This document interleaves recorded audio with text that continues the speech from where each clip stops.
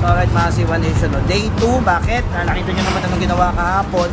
Sobrang daming binaklas, kahit konti yung ginawa natin. Ito na, day 2 nakasara na siya. Change oil tayo. Meron akong gustong pakita sa inyo. Yung ginagawa namin dito sa 01 Moto na nagpo-flush kami ng oil.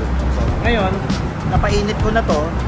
Susukatin natin yung oil. Tsaka tignan nyo yung flow ng oil. Paano siya bubuhos sa baba ng walang additive. Kasi babalik natin yun sa loob ng makina. Lalagyan natin ng additive. Tsaka natin di-drain. Tingnan natin yung comparison. Ano yung consistency ng lapot ng langis ng may additive versus sa walang additive. At kung mas maraming lalabas na may additive.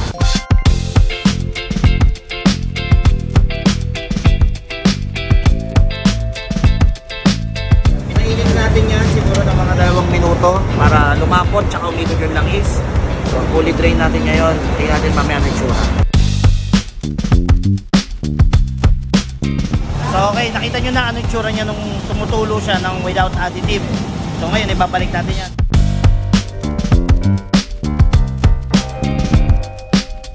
So, ito yung lalagay natin na pang-flashing dito. Bali, ang ginagawa nito, ito hahalo to sa langis mo. Para yung malabnaw, lumapot pa lalo, mas madaling mag-drain. Lagay mo lang yan.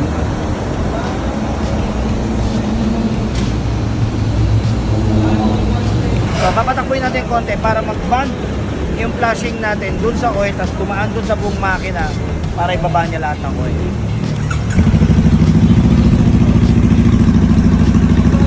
Sa magtatanong gaano kadalas, ako ina-advise ko every 5,000 ang change oil nyo or every other change oil mag-flashing kayo. Ako twice every other change oil. Depende sa inyo pero the best advice every other, huwag sunod-sunod, pangit din yun. Tapos pangit din yung nagpapalit kayo ng palagi ng langis. So mas maganda to, gawin nyo to, kung magpapalit kayo ng langis, doon na rin kayo mag-flashing. Pero kung hindi naman kayo magpapalit ng langis, huwag na. Tuloy-tuloy nyo na yung oil na yun, huwag muna kayo mag-flash.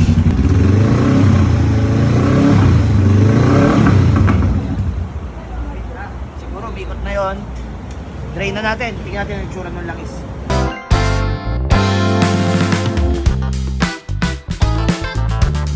Mapapansin nyo yung tulo ng langis niya ngayon, mas malabnaw, parang tubig oh. Saka mas mabilis yung tulo niya ngayon kaysa kaganina.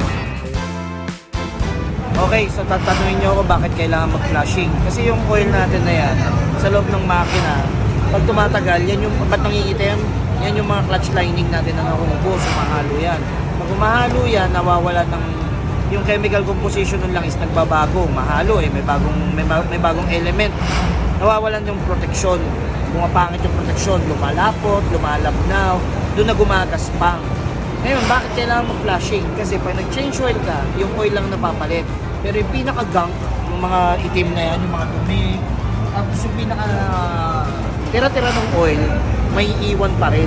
Ang problema doon, pag ginaluan mo ng ibang brand ng oil yun, doon na mag-uumpisa, mas lalong lumala yung dumi na yun.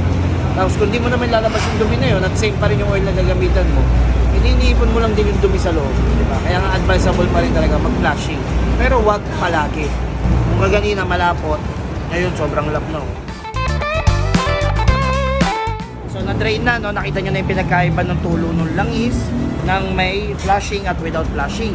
Ngayon lalagyan natin ng oil, shell power, lalagay natin, tapos ito yung additive. Ito yung pinaka-final natin lalagay pagtapos ng change oil. Dagdag protection to sa dulo.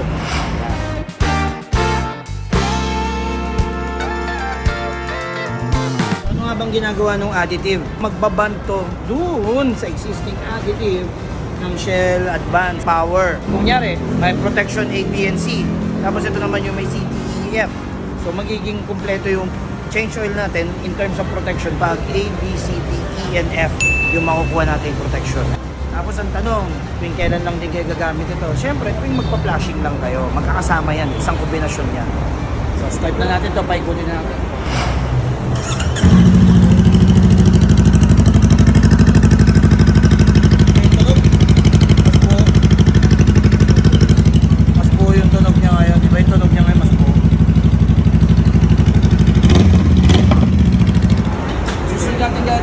Next episode, abangan nyo, kadena.